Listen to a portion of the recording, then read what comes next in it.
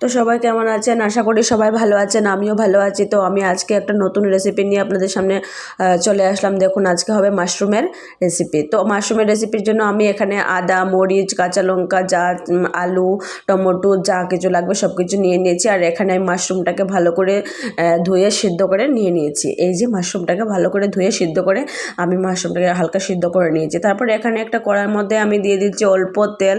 তো এটাতে আমি আলু সেদ্ধ করে আলুটাকে অল্প অল্প করে ভেজে নেব। এই যে অল্প করে ভেজে নেব।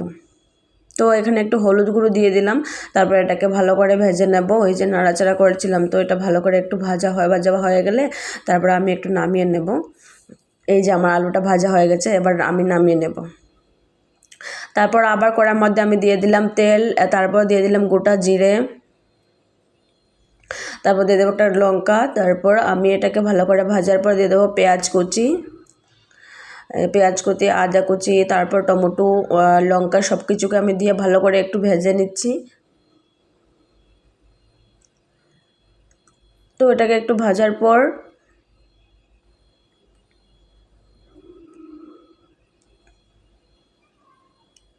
এবার আমি দিয়ে দেব এখানে হলুদ গুঁড়ো, লঙ্কা গুঁড়ো, জিরে গুঁড়ো সব কিছু আমি এখানে অ্যাড করে নিলাম। তো অ্যাড করে দেখুন ভালো করে এটাতে মিক্স করে নিচ্ছি। মিক্স করে এটাকে ভালো করে কষিয়ে নেব। তো দেখুন আমি ভালো করে কষিয়ে নিচ্ছিলাম মশলাটাকে। যদি একটু গ্রেভি হয় তাহলে গ্রেভি হলে ভালো লাগে। আর অবশ্যই আপনারা যদি আমার ভিডিওগুলো ভালো লাগে অবশ্যই আপনারা একটু কমেন্ট করবেন, প্লিজ লাইক করবেন, একটু শেয়ার করবেন, আর আমার চ্যানেলটাকে একটু ফলো করে দেবেন। তারপরে এখানে আমি সিদ্ধ করা মাশরুমগুলোকে আমি এখানে অ্যাড করে দিয়ে একটু ঢেকে দিয়েছিলাম। তারপরে মাশরুমগুলোকে ভালো করে সব কিছু মিক্স করে আলু সব কিছু দিয়ে আমি এখানে ভালো করে কষিয়ে নিচ্ছিলাম।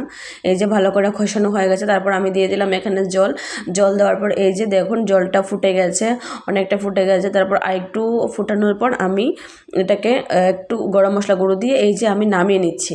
নামিয়ে নিয়ে এই যে হয়ে গেছে আমার মাশরুম। ওকে, টাটা।